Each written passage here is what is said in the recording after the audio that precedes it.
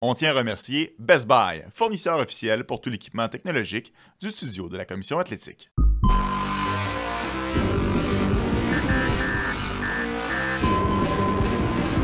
Radar, le podcast. Avec Pierre Lebrun et Anthony Desaulniers. 27 novembre 2024, une autre édition du podcast Radar avec le seul et l'unique Pierre Lebrun. Comment ça va, Pierre? Ça va très bien, Anthony. C'est le fun de te retrouver en ce mercredi. C'est la veille d'une des meilleures journées au monde. L'Action de grâce américaine. Ouais.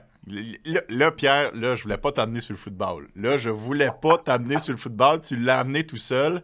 J'ai passé à 2 doigts de te texter quand les Commanders ont marqué leur toucher en fin de match en me disant « Tu dois être content, ton club va être capable d'échapper le match. » Et là, quand j'ai vu Seibert envoyer le ballon à côté des poteaux, je me suis dit « La gamme d'émotions que Pierre doit vivre en ce moment, ça doit être quelque chose. » Ouais, ben, ça me dérangeait vraiment pas s'il gagnait ou perdait le match, hein, mais c'était tellement fun de regarder le match. Je le regardais avec mes enfants, puis on criait.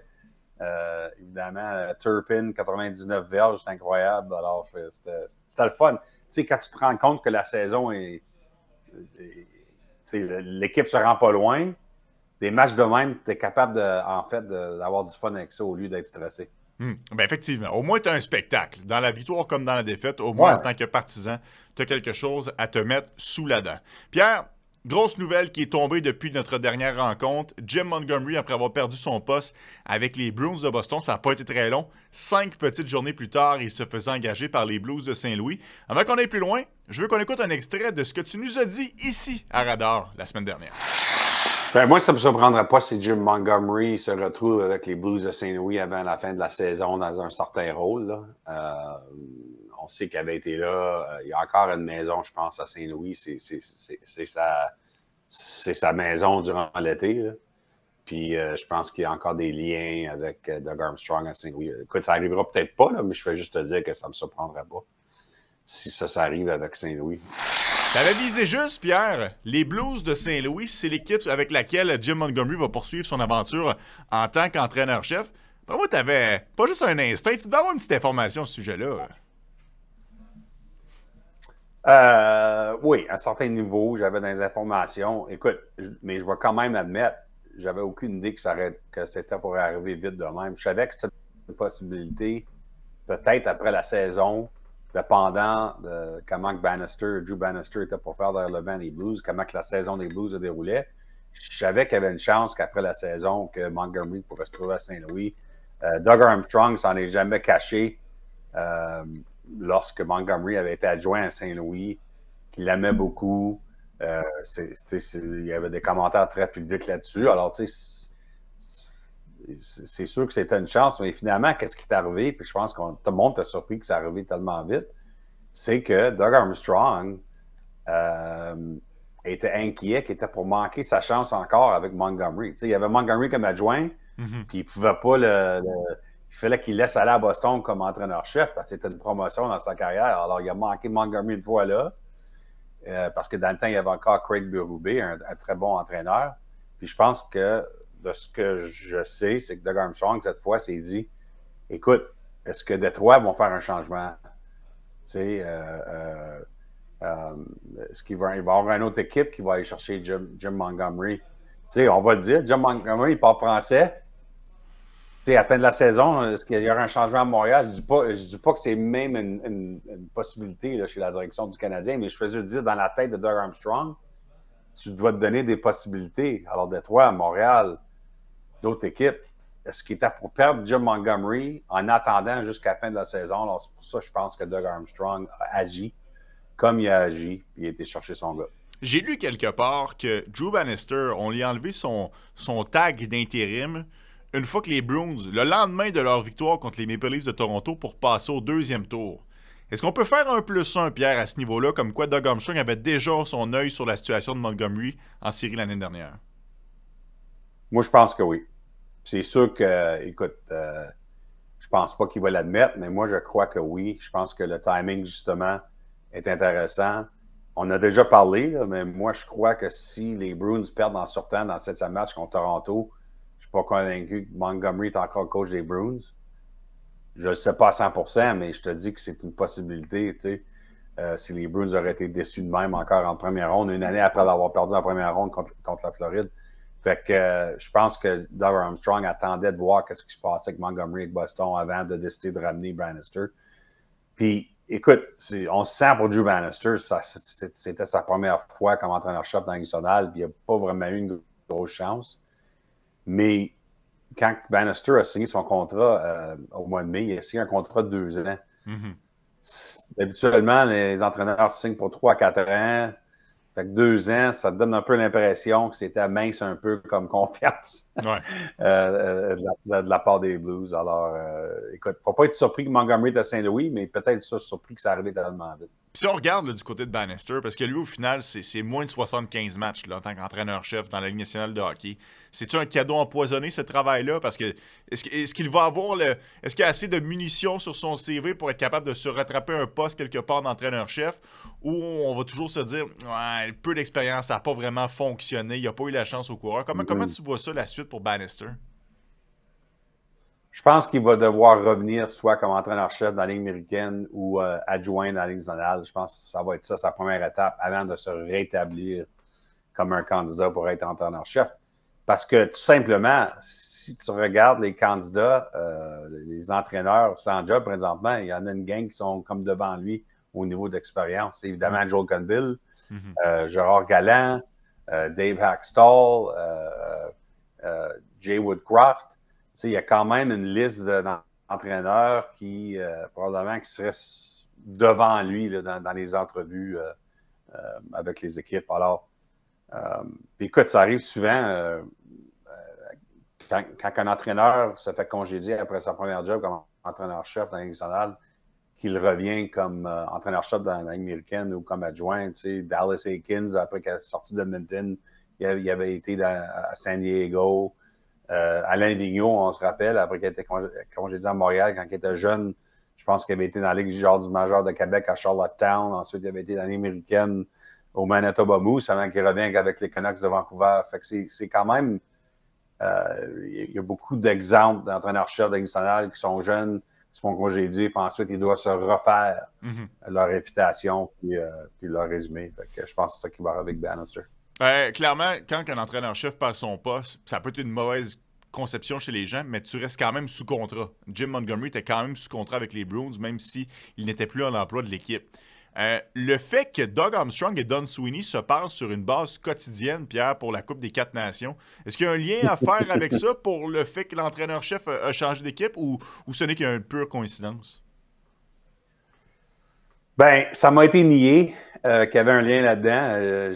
J'avais la même question moi-même et j'ai fait mes recherches là-dessus. Puis ça m'a été nié que les deux se parlaient de ça, que c'est totalement séparé. Ils sont tellement compétitifs, les DG de la Ligue nationale. Pas de question qu'il y en a un qui donne un indice à l'autre, que quelqu'un va se faire congédier. Je ne crois pas. Alors, je pense qu'on est capable, chez les gérants des équipes de la Ligue nationale, de séparer leur job jour le jour de leur fonction d'équipe Canada de cette façon-là dans leur conversation. Excellent, Pierre. C'est sur ubet.io qu'on retrouve 100% des paris pour la Ligue nationale de hockey, sans commission si vous avez envie de vous amuser. ubet.io. Tu nous as mentionné entre deux souffles, il y a quelques minutes à peine, Derek Lalonde et les Red Wings de Détroit, si jamais on faisait un changement à ce niveau-là. Est-ce que c'est quelque chose qui se trame présentement? Parce que clairement, le Yzer Plan du côté des Red Wings devait s'activer il y a quelques années, puis c'est une équipe qui fait un peu du surplace, puis qu'on n'a pas nécessairement le succès qu'on espérait. Est-ce que Derek Lalonde est en danger, Pierre? Oui. À certains niveaux, je pense que c'est possible. Je pense que les prochaines 2-3 semaines sont très importantes pour les Red Wings. Il y a beaucoup de pression sur... c'est une équipe, les Red Wings, qui ont quand même eu une belle saison l'année passée avant de s'écrouler à la fin, là. Et puis, on pensait vraiment qu'il y avait du vrai progrès là-dedans. On était prêt à prendre la prochaine étape cette saison. Et puis, ça n'a pas encore arrivé. Ils sont dans la partie dans le classement, là, que ça fait des années qu'ils sont là. Alors, je pense qu'il y a beaucoup de pression sur les Red Wings de prendre cette étape. Et puis, si les Red Wings commencent pas à gagner avec plus de constance dans les prochaines semaines, oui, je pense que c'est possible parce que aussi, à Londres, son contrat se termine à la fin de la saison. Alors, c'est une raison. À chaque fois qu'on sait qu'il y a un contrat qui se termine, ça donne comme un peu un focus pour garder un œil là-dessus. Là. C'est naturel. Fait que dans son cas, on sait que c'est un fait. Mais on verra. Peut-être que les choses vont bien aller pour son équipe dans les prochaines semaines, mais il va être correct. Alors, c'est à voir. Je comprends là, que Détroit, on espérait mieux, puis qu'on peut blâmer, à tort ou à raison, Derek Lalonde, mais à un certain point, Pierre, la réputation de Steve Yzerman, elle était excellente avec le Lightning de Tampa Bay. Il a réussi à bâtir cette équipe-là, puis même s'il n'y a pas nécessairement de bague, il est quand même l'architecte de cette formation-là que Julien Brisebois a repris par la suite.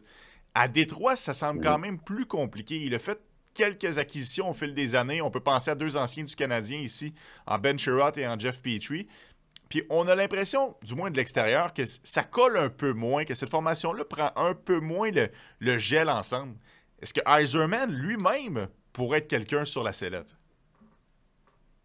Ben, écoute, il y a 2 choses que je dirais sur la façon que Yzerman a rebâti les Red Wings. Il faut se rappeler d'une chose très importante. Lorsqu'Yzerman est arrivé à Détroit après Ken Holland, puis Ken Holland en a parlé publiquement, puis il en a parlé avec moi, Ken Holland n'a rien laissé à Détroit. Il y avait rien sur l'équipe, quasiment rien avec les Red Wings, puis il y en avait encore bien moins à Grand Rapids, américaine. On n'avait pas de jeune espoir. On avait tout fait chez les Red Wings pour continuer cette séquence de faire les séries 25 années d'affilée. C'était toujours aujourd'hui.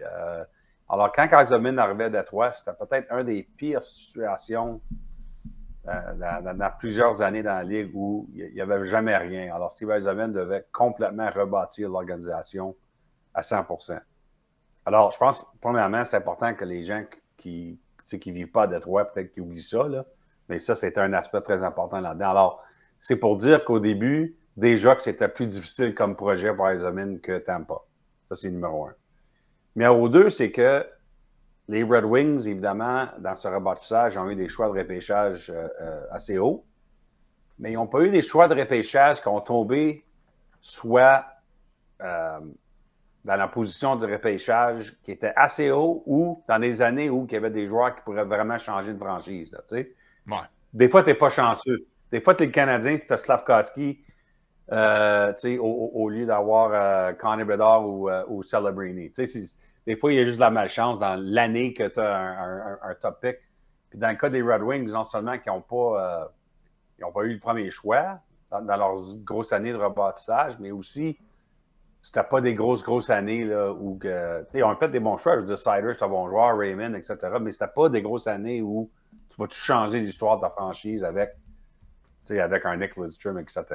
Ouais. Fait que quand tu mets ces 2 éléments-là ensemble, le fait qu'il n'y avait rien quand Yzerman est arrivé là, puis deuxièmement, qu'il n'a pas eu la chance de pogner un vrai un joueur de génération, là, ça fait qu'il y avait beaucoup moins de manœuvres, l'espace de manœuvre pour faire des fautes. Puis il en a fait des fautes. Certains vétérans qui rentrent dedans n'ont pas été assez bons. Les gardiens de but, on verra. T'sais. Fait que c'est sûr que pas tout a été comme il faut pour Steve Yzerman non plus, mais dans le contexte que je viens d'expliquer, c'est un rebâtissage assez difficile qui s'est fait faire à Détroit. Ouais, alors, ils ne sont pas là encore.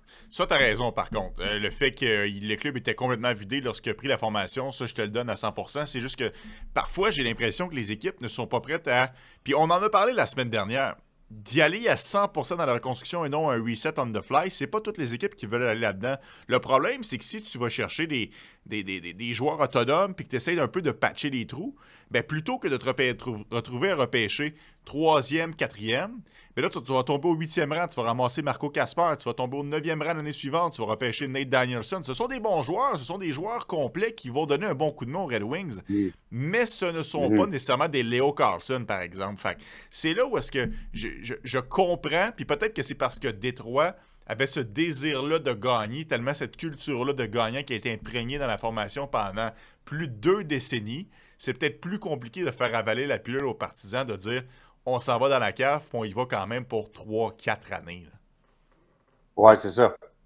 Exactement. Puis Puis dans le milieu de tout ça, puis ça a l'air, je sais que les partisans, ils ont de la misère à croire que ça fait même partie des conversations, mais dans le milieu de tout ça, les Red Wings ont ouvert une nouvelle arena pendant le rebâtissage. Puis je pense qu'il y avait de la pression de faire sûr qu'il y avait du monde dans l'arena. Alors je pense que ça a un impact sur comment vite tu veux changer comment vite que tu veux devenir une bonne équipe. Alors, en tout cas, je ne fais pas des excuses. Là. À la fin de la journée, si les Red Wings ne tournent jamais le coin, c'est sûr que Steve Yzerman, probablement que ça va coûter sa job un jour, mais je veux dire qu'il y avait quand même des éléments là-dedans que c'était pas un rebâtissage normal.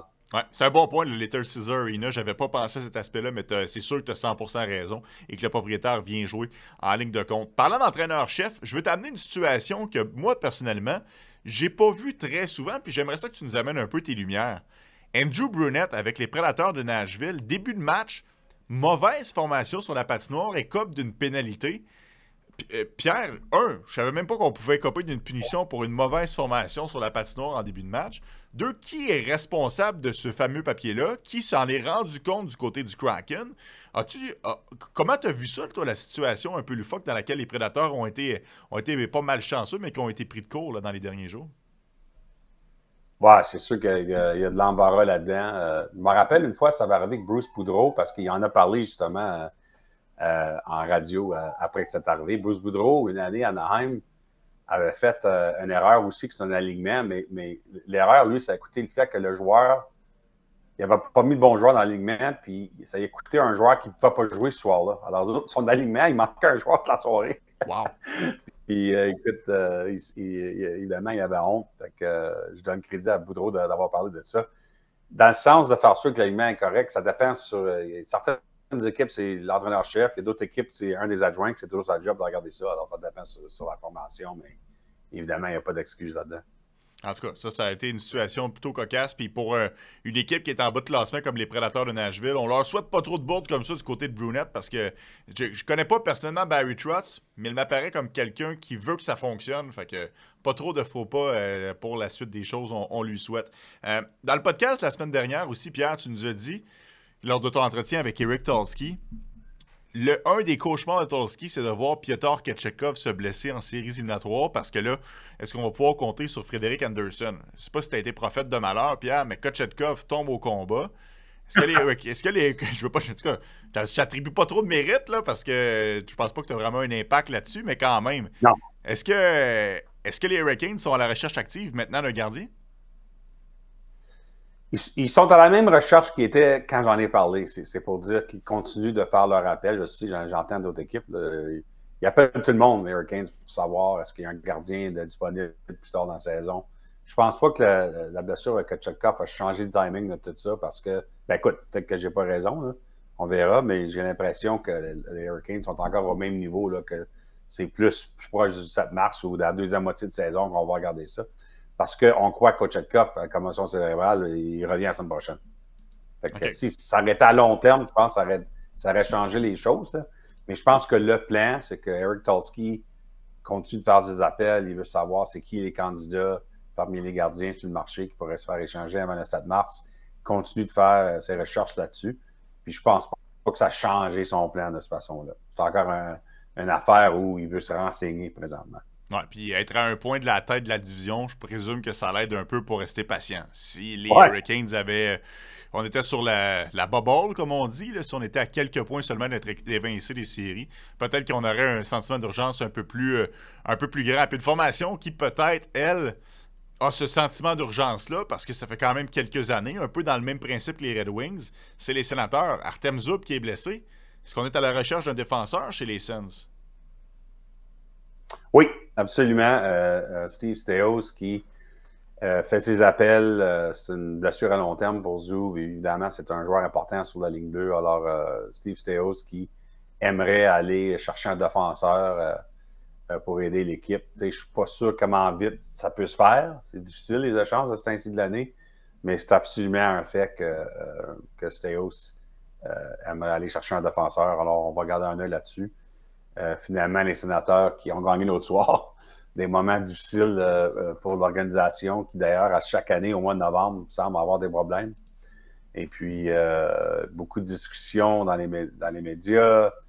dans le vestiaire. C'est des moments assez difficiles pour les sénateurs, mais leur DG espère de leur aider avec un échange. Alors, on verra s'il est capable de le faire. Est-ce que tu le dis, Pierre, c'est les sénateurs, c'est pas évident. C'est une formation qui a quand même, année après année dans la saison morte, on a de l'espoir. Puis, je veux dire, je les comprends.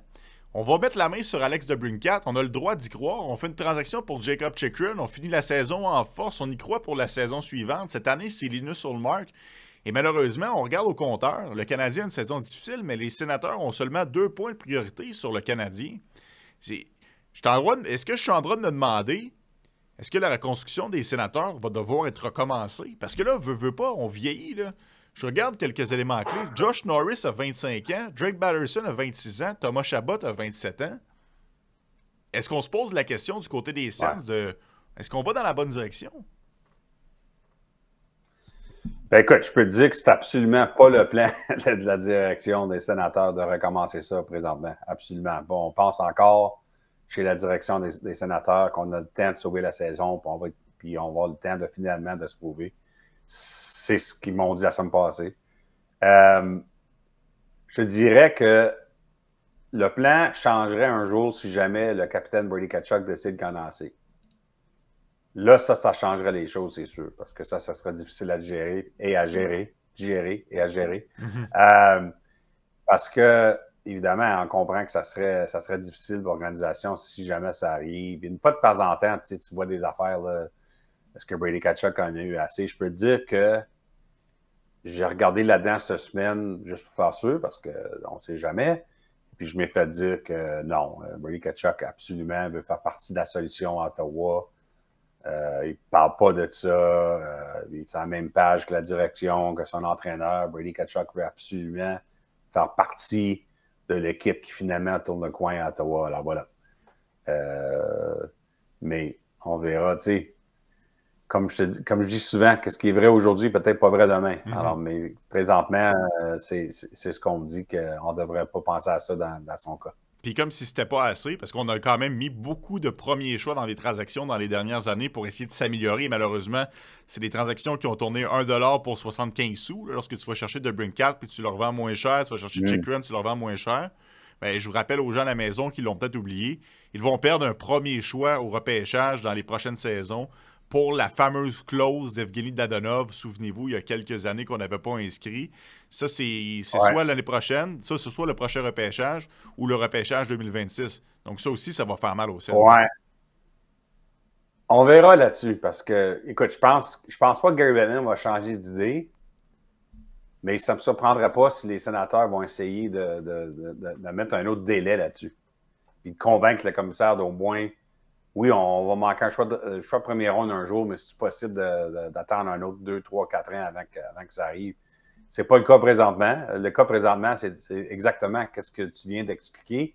Mais je veux juste te dire que ça ne me surprendrait pas dans les coulisses si Michael Landauer, le nouveau propriétaire des sénateurs, essaie de convaincre Gary Bettman dans les prochains mois de peut-être mettre un autre délai là-dessus avant que les sénateurs ils se font planter avec ça. Fait que, on verra. Gary Bettman, des fois, quand il fait son idée, il fait son idée. Fait que, on verra s'il change d'idée ou non. Ça m'intéresse, Pierre. Tu m'ouvres la porte pour quelque chose. Lorsque Michael Landauer a acheté les sénateurs d'Ottawa, quand même une transaction d'importance, là, on parle à peu près 1 milliard là, pour le club il n'y a pas si longtemps. Il faisait un bout quand même que cette fameuse transaction-là de Dadonov avait eu lieu. Ça faisait plusieurs mois. Mais on a attendu que la vente, la transaction soit finale avant d'annoncer cette conséquence-là. Est-ce que c'est moi qui est un peu conspirationniste sur les bords ou réellement la Ligue nationale de hockey s'est dit on met ça un petit peu sur la glace, on s'assure que la transaction se fasse bien au niveau financier, puis par la suite, on arrivera avec la conséquence? Ouais, ça, je sais pas. Là. Ça m'a jamais été expliqué de cette façon-là, mais la seule chose que je peux te dire, c'est que Michael Landauer, absolument, n'était pas content lorsqu'il s'est rendu compte, parce qu'il savait pas. Il ne savait pas que ça s'en venait, cette nouvelle-là, avant qu'il achète l'équipe, tout simplement. Alors, il n'a pas été content du tout après le fait que ça arrive, ça, c'est sûr. Ah, ça, c'est sûr et certain. Moi aussi, j'aurais pas. Tu sais, c'est quand même. On s'entend, là, un premier choix, c'est assez important. Surtout si, en plus, comme tu le dis, on n'est pas capable d'aller chercher une extension puis qu'on est obligé de donner un haut choix au repêchage. Ça pourrait faire mal. Ça me rappelle un peu quand on a fait l'acquisition de Matt Duchene il y a quelques années chez les Sénateurs. On avait un premier choix conditionnel là-dedans et finalement, l'équipe n'arrivait pas à se relever puis ça avait été un haut choix qu'on avait dû concéder dans la transaction. Fait que j'espère, je le souhaite aux Sénateurs d'être capables de se replacer d'ici là. Puis l'autre chose que je dirais, c'est les Sénateurs, c'est qu'il y a des choses intéressantes qu'il faut quand même souligner. Premièrement, c'est tellement intéressant comme situation parce que tu as un DG qui est dans sa deuxième année, tu as un propriétaire qui est dans sa deuxième année, tu as un entraîneur-chef qui est dans sa première année, mais tu as un marché, tu as partisans et un noyau de joueurs qui ont beaucoup de mémoire négative de ce qui s'est passé avant.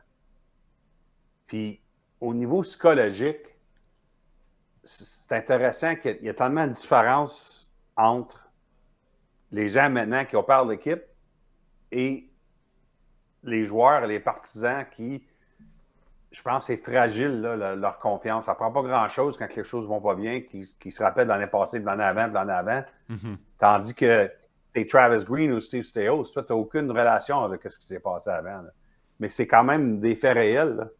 Puis je pense que des fois, les Sénateurs, quand il y a quelque chose qui se passe là, dans un match, puis d'ailleurs, Staios en a parlé à sa conférence de presse, je pense qu'il n'y a pas une équipe dans la Ligue nationale qui mène la Ligue comme les Sénateurs en donnant un but contre après avoir compté un but. C'est incroyable comment souvent que ça arrive cette année.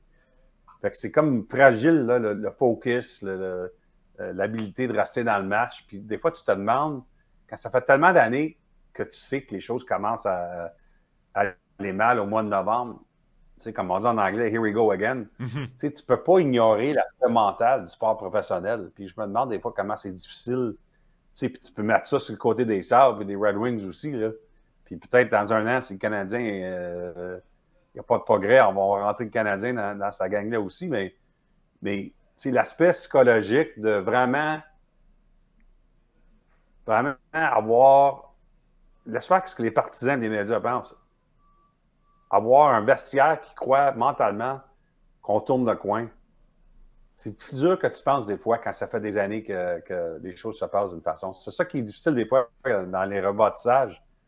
Tu sais, Edmonton, ça a pris longtemps avant que finalement McDavid et Draisaitl sortent cette organisation-là de où ils étaient. Je ne vais jamais me rappeler, je ne vais jamais oublier lorsque Bob Nicholson, qui était président des Oilers dans le temps, il y a 6 ans, a embauché Ken Holland comme directeur général d'une conférence de presse qui était très chargée émotionnellement parce que les partisans des Oilers, les médias des Oilers, on avait assez de perdre, puis de perdre, puis de perdre pendant plus que 10 ans.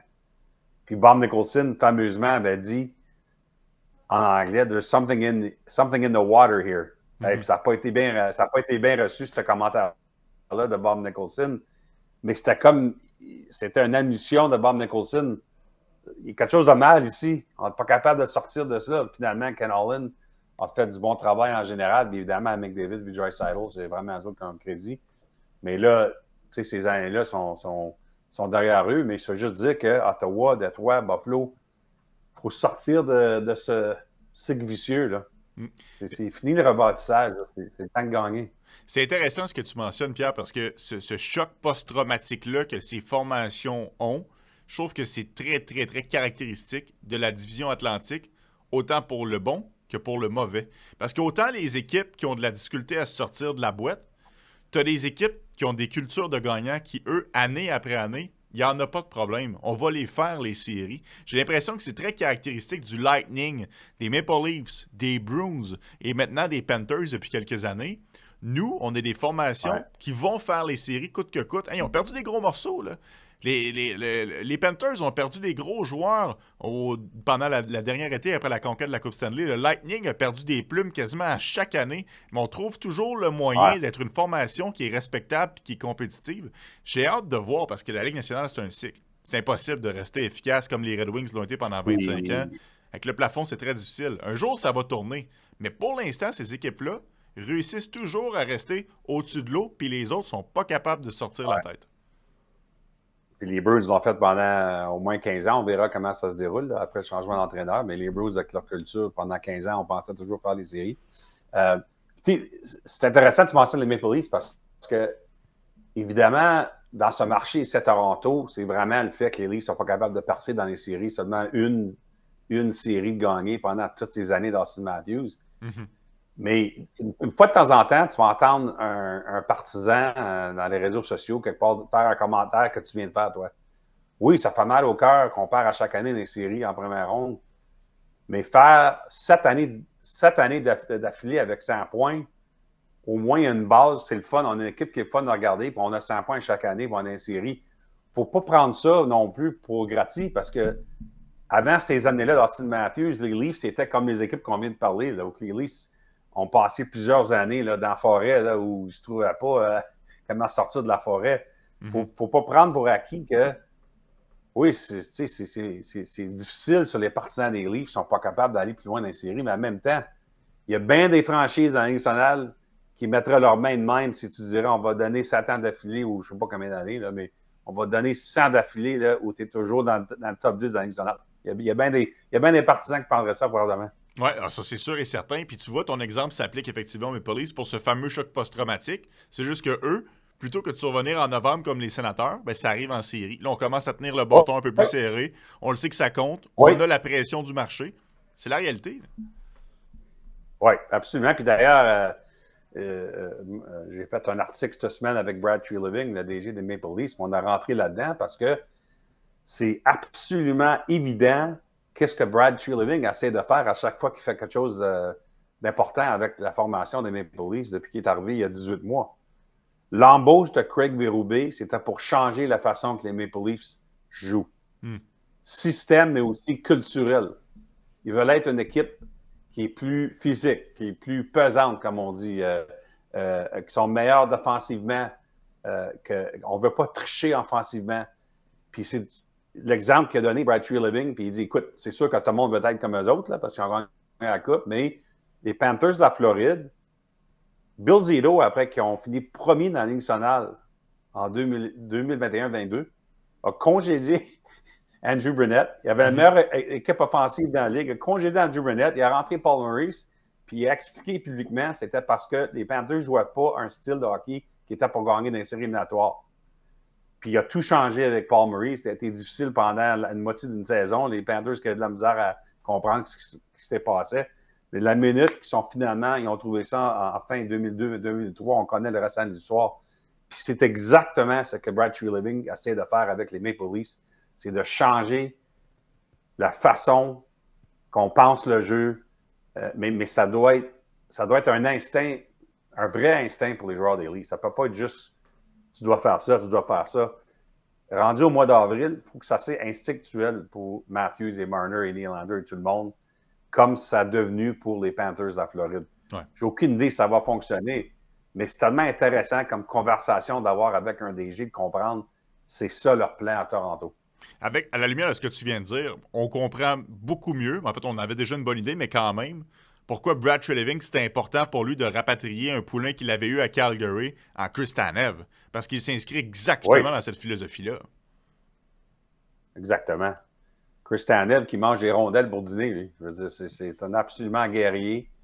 Je peux te dire que dans mes conversations avec Jim Neal, qui est déjà à Dallas, il a tellement fait de la peine de perdre Chris Tanev après qu'ils ont été chercher l'année passée à date limite. Il avait été tellement un bon fit avec les Stars. Puis écoute, tu regardes les séries éliminatoires, qu'est-ce qu'il a fait offensivement contre Jack Eichel en première ronde, puis ensuite contre Nate McKinnon en deuxième ronde. Chris Tanev, c'est un des meilleurs défenseurs défensifs de la Ligue nationale.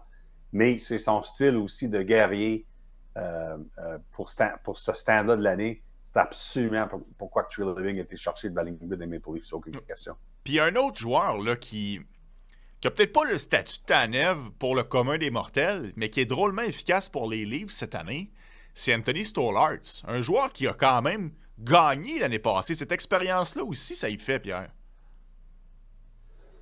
Oui, écoute, c'est toute une signature présentement pour les Leafs. Puis écoute, c'est pas la seule équipe qui voulait le signer. Il y avait 4-5 équipes qui ont regardé ces chiffres l'année passée en Floride.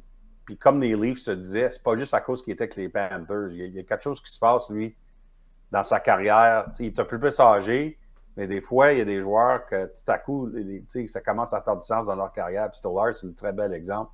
Puis il y avait plusieurs équipes, en fait, qui voulaient aller le chercher. Puis les Panthers ne pouvaient pas le garder parce qu'il fallait, à cause du contrat de Spencer Knight, il fallait donner une chance à Spencer Knight de se retrouver dans le filet des Panthers cette année avec Bobrovsky. Alors, écoute, les Panthers savaient qu'ils perdaient un bon gardien, Anthony Stolarz. Mais les Leafs sont très heureux de leur coup parce que les Leafs croient beaucoup en Joseph Woll, mais ils ne savent pas présentement. Ils ne savaient pas avant la saison si Woll était prêt à être un numéro 1 qui va jouer plusieurs matchs parce qu'il y a déjà beaucoup de blessures dans sa jeune carrière, Joseph Woll. Fait que l'idée de signer Stolarz, c'était tu mets Stolarz et Woll ensemble, puis tu vas chercher 82 matchs, mais la façon que les 82 matchs vont se partager, on verra.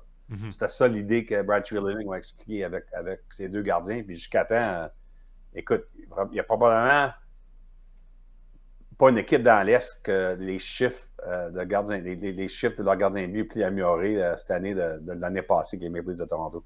Ah oui, ça, faut lui donner. Ça a été tout un coup. Puis honnêtement, Stolarz fait de l'excellent boulot à ce niveau-là. Toute une signature pour Brad Treliving. Probablement la plus grosse signature qui s'en vient, ou du moins qui va faire le plus jaser à Toronto. C'est celle de Mitch Marner. Puis ça, Pierre, c'est tellement secret. On sent que c'est pratiquement tabou au sein de l'équipe. Si tu avais un petit 2$ à mettre, est-ce que Mitch Marner va encore porter l'uniforme des Maple Leafs de Toronto l'année prochaine? Oui, je pense que oui. C'est pas encore là, évidemment. Puis une des choses que Brad Treliving et l'agent de Mitch Marner, Darren Ferris, font très attention avec, c'est que il n'y a rien qui sort des médias. C'est vraiment incroyable. Je veux dire, il n'y a vraiment pas de mise à jour qui sort sur Mitch Marner et son contrat depuis le début de l'année. Jusqu'à temps. Mm-hmm. La seule chose qui m'a confirmé Treliving dans notre entrevue, c'est qu'il continue de s'essayer, évidemment. Il veut signer Mitch Marner. Je pense que Mitch Marner, de ce que je comprends, parce que ça n'a pas bien fini l'an passé dans la série, c'est vraiment lui qui s'est fait critiquer le plus dans le marché. Puis, c'est pas comme ses coéquipiers qui s'en allent chez eux durant l'été. Mitch Marner, chez eux, c'est ici. Fait, quand tu te fais critiquer de même, c'est comme évidemment un Montréalais ou un Québécois qui joue pour le Canadien. Mitch Marner l'a entendu tout l'été, que les partisans n'étaient pas contents avec lui. Fait que je pense que, oui, Mitch Marner adore ça, jouer pour les Maple Leafs, mais je pense vraiment, on voulait voir comment que la saison était pour se dérouler cette année avant de prendre des grosses décisions sur l'avenir. Bien, ça se déroule extrêmement bien. Alors, j'ai l'impression que Marner, oui, va vouloir signer. Ça ne veut pas dire que ça va arriver à 100%. Le problème là-dedans, c'est que, puis c'est la même raison d'ailleurs que Mikko Rantanen n'a pas encore signé un nouveau contrat avec l'Avalanche. Lui aussi, c'est un des gros noms là, pour le 1er juillet. Mm-hmm. C'est que le plafond salarial continue de monter. Puis là-dedans, tu dois être d'accord avec l'équipe, ben ça met un gars comme Rantanen ou Marner où dans le marché. Là. Parce que je peux te dire que je suis convaincu que l'agent de Mikko Rantanen, je ne dis pas qu'il pense que son client est meilleur que McKinnon, mais non. Mais le plafond salarial continue de monter. Fait que je suis pas mal convaincu que l'agent de Rantanen demande pour plus d'argent que Nathan McKinnon. Puis de la même façon, Mitch Marner ne va jamais penser ou dire publiquement ou même en privé qu'il est meilleur qu'Austin Matthews. Ben non. Mais Austin Matthews, ça fait 2 ans depuis qu'il a signé. Là. Puis le plafond salarial continue de monter. Alors, ça ne me surprendra pas si Mitch Marner veut peut-être aller toucher du 14 millions. Parce que le système économique continue de changer. Puis c'est difficile. Tu sais, quand tu es les Maple Leafs puis tu payes Nylander 11 millions. Alors, c'est un casse-tête, évidemment. Alors, c'est pour ça que je pense qu'il va signer, mais je ne suis pas prêt à dire à 100% parce que je pense que c'est une négociation difficile. La Ligue nationale est très conservatrice. Habituellement, ce n'est pas la Ligue qui innove la première. On est bien dans certains barèmes, puis ça prend beaucoup de temps habituellement avant qu'il y ait des changements. Mais je te pose quand même la question, Pierre, parce que aujourd'hui, un peu comme tu viens de le mentionner dans d'autres mots, faut plus vraiment regarder « Ouais, mais lui fait 8 millions, lui fait 8 millions. » Lui a signé en 2017, puis lui a signé en 2023. C'est pas la même chose. Aujourd'hui, c'est le pourcentage de la masse salariale au moment qui compte. Est-ce qu'un joueur... C'est ça que Rantanen et Marner, leur agent, ils vont vouloir pointer. Le pourcentage du cap. Est-ce qu'un joueur comme Rantanen ou Marner pourrait signer, pas pour un montant, pour le pourcentage du plafond. Est-ce qu'un jour, on va voir ça dans la Ligue nationale de hockey? Moi, mon client, je veux qu'il gagne 9,5 % de la masse salariale. Puis là, si le plafond salarial augmente l'année suivante, à chaque année, son salaire augmente. Est-ce que ça pourrait pas être une option dans la Ligue nationale? Ben, ça pourrait être une option si dans la prochaine convention collective, l'association des joueurs est capable de convaincre Gary Bettman et les propriétaires de dire oui à ça. Puis je peux te garantir que la réponse de Bettman et les propriétaires, ça serait non. Je pense qu'on veut, sur le côté des propriétaires, on veut savoir à long terme c'est quoi le salaire exact d'un joueur. On ne veut pas se baser sur ces pourcentages, je peux te garantir ça. Mais écoute, c'est très intelligent comme commentaire. Je suis d'accord avec toi. Puis d'ailleurs, l'association des joueurs et la Ligue nationale planifient de commencer les négociations de la convention collective en 2025, peut-être même au mois de janvier. Alors, ça s'en vient. On sait que la convention collective, présentement, va jusqu'à septembre 2026, mais on espère, chez les deux bords, de négocier une nouvelle convention collective bien avant ça. On ne veut pas avoir une guerre. La raison que je mentionne ça encore une fois, je l'ai déjà mentionné, c'est que c'est important de comme avoir un feeling de comment tout le monde file avant ces négociations-là, parce que quand tu parles d'une affaire que tu viens de mentionner, ça, c'est plus une affaire de guerre. Fait que, j'ai pas l'impression qu'on veut une guerre des deux côtés. Je pense qu'on veut vraiment continuer le système, finalement, avec des changements, là, c'est sûr. Il faut moderniser la convention collective à plusieurs niveaux. Mais je pense pas qu'il y a un côté ou l'autre, jusqu'à temps, en tout cas, qui me démontre qu'ils veulent aller faire de la guerre sur des grosses choses. Alors, c'est là qu'on est. Ça pourrait changer, par exemple. On verra. On verra dans les prochaines années. Mais crois-moi, j'aime mieux qu'on n'ait pas de pourcentage que qu'on ait un lockout. Ça, c'est sûr et certain que ça ne nous intéresse pas, puis ça intéresse personne. Personne à la maison, Pierre.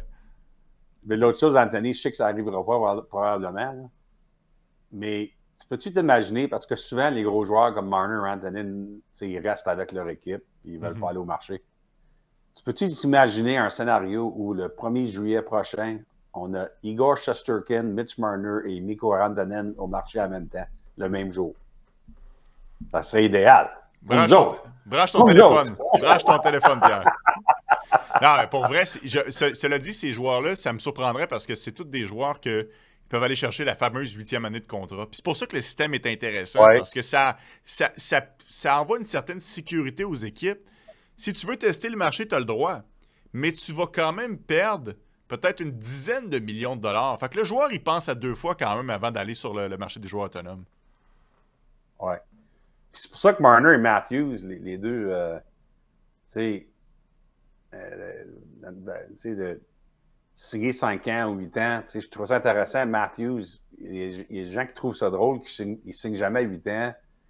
Mais moi, je pense que son agent, il pense toujours qu'on va revenir, puis le marché va continuer de monter, on va aller chercher un autre contrat après.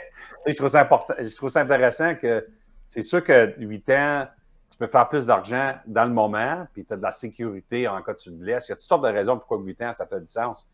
Mais j'aime ça des fois quand il y a des gars comme Matthews, puis d'ailleurs, Taze et Kane l'avaient fait à Chicago, tu t'en rappelles. Ouais. Des fois, quand tu fais 5 ans, tu reviens.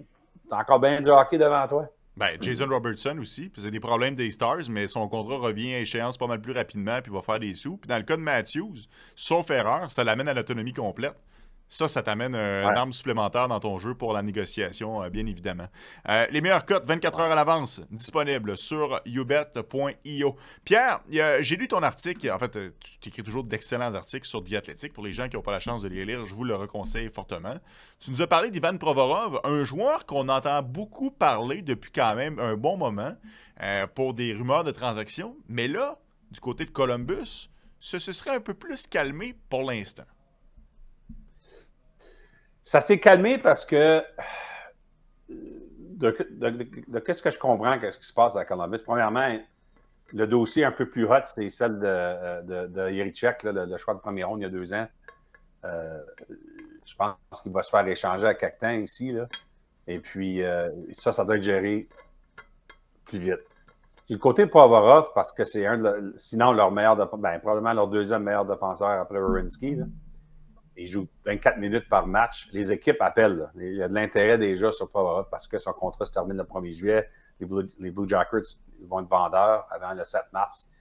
Mais qu'est-ce qui est délicat là-dedans, c'est que Don Waddell veut donner son équipe le plus de chances possible à rester dans la course, évidemment, après tout ce qui s'est passé avec le décès de Johnny Gaudreau, etc. C'est quand même une situation émotionnelle. On ne veut pas digérer l'équipe trop vite. On veut être sûr qu'on donne...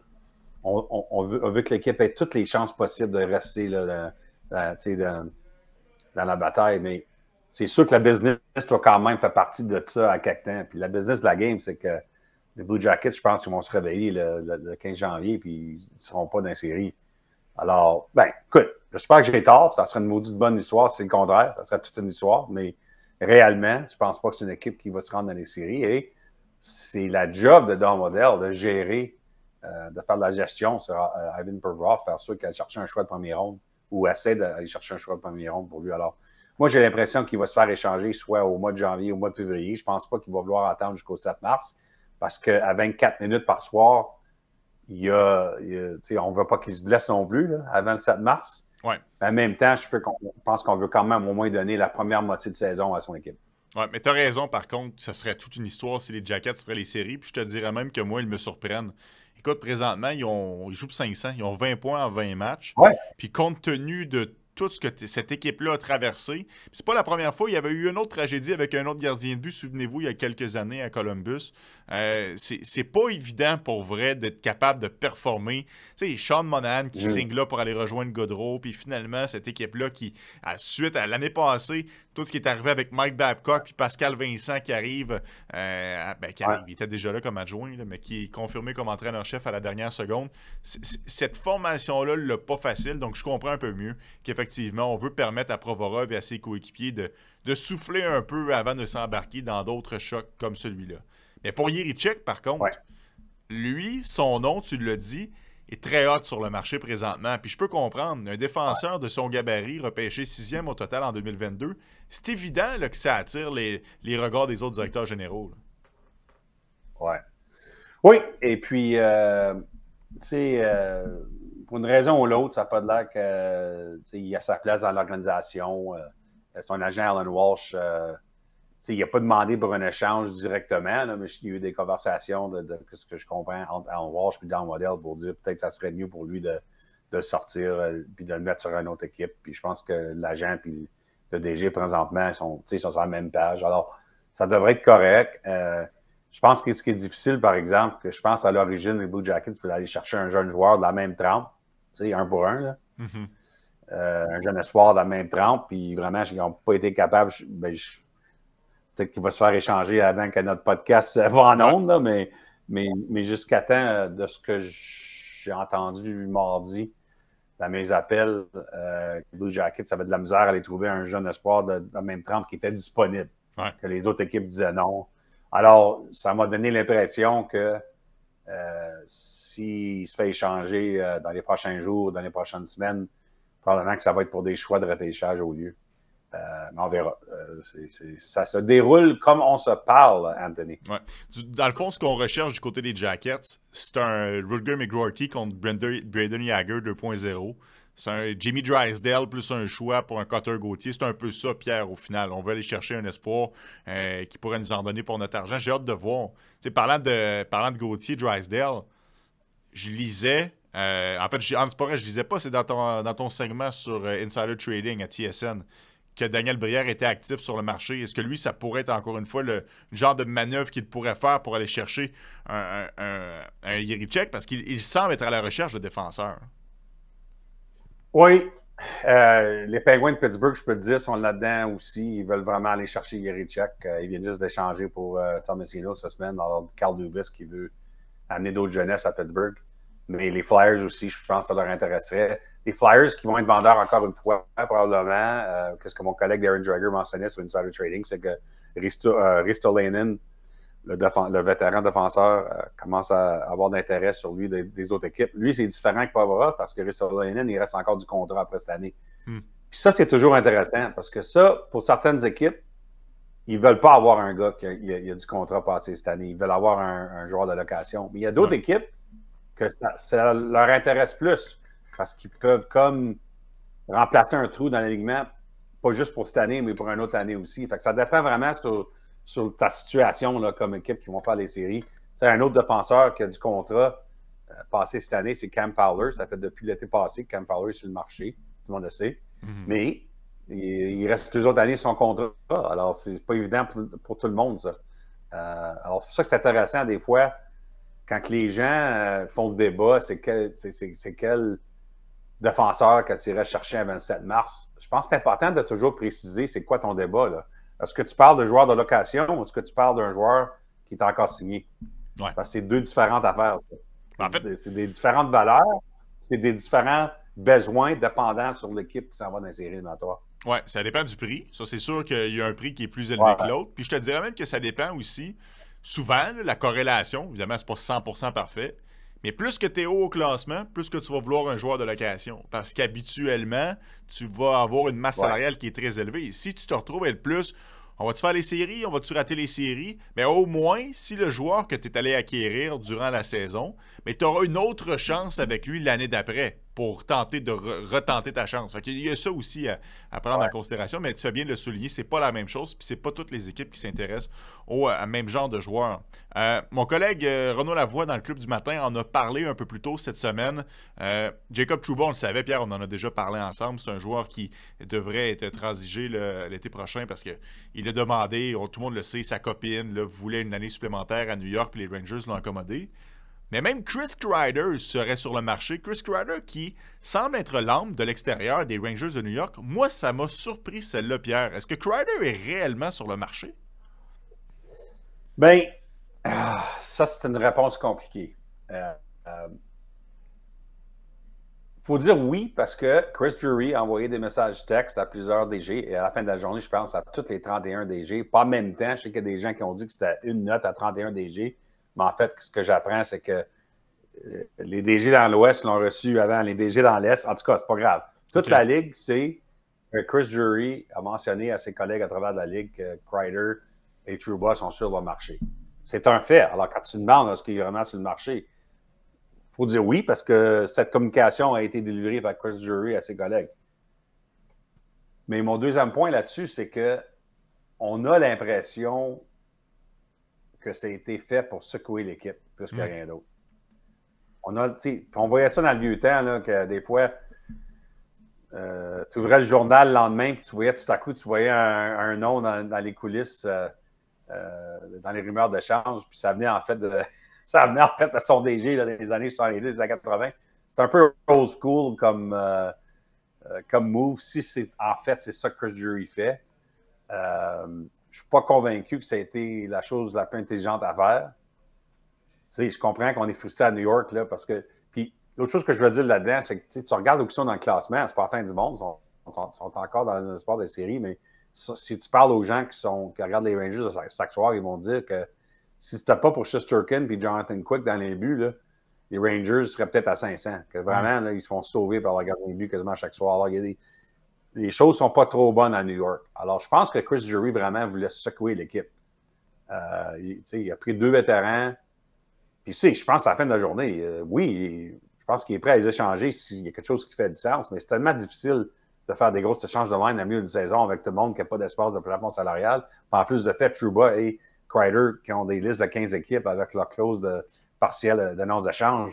Hey, c'est compliqué cette affaire-là. Là. Je me répète, là, mais je pense que c'était vraiment pour secouer l'équipe. Tu ne feras pas une transaction vendeur. Là. Les Rangers s'en vont nulle part. Là. Les Rangers y vont encore. Fait que là, si tu fais une transaction, c'est une transaction au hockey. Bonne chance. C'est vraiment pas une transaction qui est facile à effectuer. Puis, en tout cas, moi, regarde, je suis pas plugué comme toi. Là. En fait, je suis zéro plugué, je te le confirme.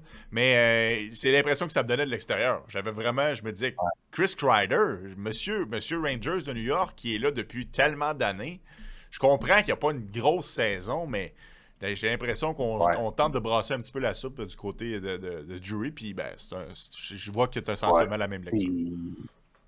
Ça ne me surprendrait pas si l'idée à l'origine ne venait pas de Drury, mais peut-être de quelqu'un qui est plus important dans l'organisation que Chris Drury.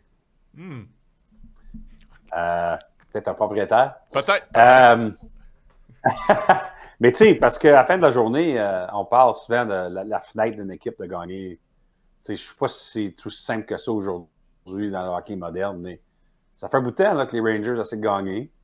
Et puis, ils sont rendus quand même en finale de l'Est l'an passé. Ils ont perdu contre la Floride, mais je me demande aussi si les propriétaires commencent à être frustrés là, qu'ils n'ont pas de l'air comme une équipe qui peut gagner la Coupe. Écoute, la gestion d'un propriétaire, c'est beaucoup plus difficile aujourd'hui que ça l'était il y a 25 ans, ça, je peux te le dire. Je peux comprendre ça, Pierre. Mais c'est le genre d'équipe, si ça rentre en série, les Rangers, moi, je voudrais pas les affronter en première ronde, même s'ils occupent une place d'équipe de repêché de wildcard. C'est une équipe qui peut vraiment, vraiment être dangereuse, surtout qu'on connaît Igor Shesterkin à quel point il est capable de se tenir sur la tête, rendu en séries éliminatoires. C'est la raison qu'ils ont battu les Hurricanes l'an passé, et puis c'est la raison que les Panthers n'ont pas balayé les Rangers en finale de l'Est. C'est le gardien de but, absolument. Tanné de courir après votre cash ou à écœurer de chercher des remplaçants, League2Go s'occupe de tout. Concentrez-vous sur le jeu. Sur le jeu, League2Go va s'occuper du reste. On parlait de Chris Kreider comme étant l'âme des Rangers de New York. Il y en a un que j'irais peut-être pas jusqu'à dire que c'est l'âme de l'Avalanche du Colorado, mais c'est un morceau important, puis ça fait longtemps qu'il est absent. Gabriel Landeskog, Pierre, on espérait un retour au jeu. On l'espérait pour lui parce que, écoute, ça n'a pas été facile. La dernière fois qu'on l'a vu sur la glace, il avait la Coupe Stanley au bout des bras. Ça fait quand même un bout, là. Landeskog, c'est pas évident dans son cas. Puis malheureusement, on sent qu'il n'est pas encore près d'un retour, là. Ben, je te dirais une chose sur ton point que tu as fait. C'est peut-être pas 100% l'âme de l'équipe, mais c'est un pourcentage de l'âme de l'équipe. Parce qu'un des commentaires que je m'ai fait dire de quelqu'un de l'organisation de l'Avalanche, c'est que Gabriel Landeskog est très manqué pour plusieurs raisons, mais une raison très importante aussi. C'est le capitaine de l'équipe, et puis c'était quelqu'un dans le vestiaire qui était parfait dans la façon, avec ses relations avec les joueurs, pour que tout le monde avait leur place. Tout le monde avait tellement de respect pour lui. Puis évidemment, tu ne peux pas le faire quand tu es blessé. Ça ne fonctionne pas le même, le hockey. On le manque beaucoup au niveau du leadership. Ça m'a été souligné. Mais on le manque aussi comme joueur. Et puis écoute, tu ne remplaces pas un gars qui fait 6 millions, qui est tellement important comme lui. C'est totalement un jeu complet qu'on manque dans son cas. Et puis la réalité, c'est qu'on ne sait pas quand il va revenir. On ne sait vraiment pas. C'est inquiétant, c'est frustrant. Je pense qu'il va essayer de revenir avant la fin de la saison. Mais même s'il est capable de le faire, à quel niveau? Ça va être quel joueur? Quelle version de Gabriel Landeskog qu'on va retrouver s'il revient?